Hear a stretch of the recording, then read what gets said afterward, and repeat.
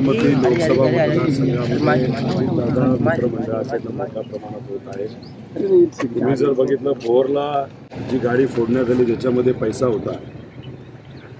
मावळचे आमदार आणि नेते त्यांचे नातेवाईक आणि कार्यकर्ते त्या गाडीमध्ये पैसे घेऊन होते। ईडी आणि सीबीआयने ज्या कारखान्यांवर कारवाई केल्या म्हणजे अजितदादांच्या मार्गदर्शनाखाली चालतात त्याचे कर्मचारी सुद्धा फिरत होते। तसंच इंदापूरमध्ये बारामतीमध्ये तर मोठ्या प्रमाणात उत्माद म्हणजे काही ठिकाणी 2500 रुपये पर वोट, 3000 रुपये पर वोट, 4000 रुपये, 5000 मध्ये जात बघून धर्म बघून गरीब आहे का श्रीमंत बघून अशा पद्धतीने पैसा तिथं वाटला गेला।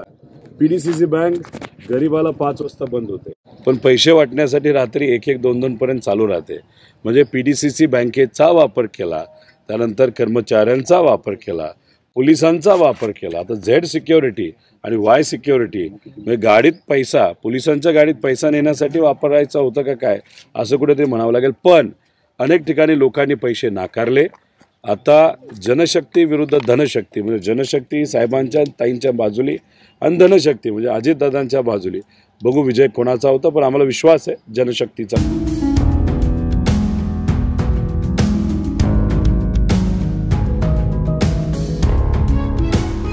हे काम निवडणूक आयोगाचं आहे।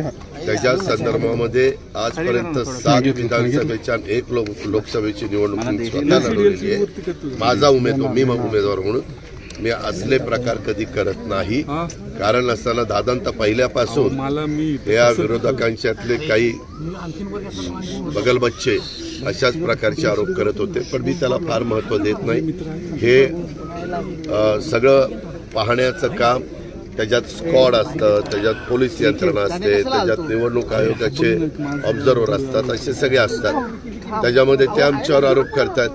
मी उद्या आरोप करू शकतो की त्यांनी अतिशय चुकीच्या पद्धतीने ह्या निवडणुकीची हाताळणी केली।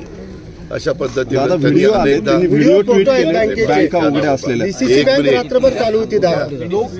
काही पण वेड्यासारखे आरोप करताय। तुम्ही स्वतः डीसीसी बँक उघडी बघितली, तुम्ही स्वतः डीसीसी बँक उघडी बघितली आणि तो व्हिडिओ कालचा त्या वेळेचाच होता। उगीच तुमच्या हातामध्ये मीडिया आहे म्हणून तुम्ही काही पण प्रश्न विचारता हे का? तो समोर जो आरोप करतो ना तो त्याला थोडंसं काहीतरी त्याच्यावर परिणाम झालेला आहे, त्याच्यावर तो आरोप करतो। त्या आरोपाला काही माझ्या दृष्टीने महत्त्व द्यावं असं वाटत नाही। त्याच्या प्रश्नाला उत्तर देण्याच्या देखील मला काही गरज वाटते।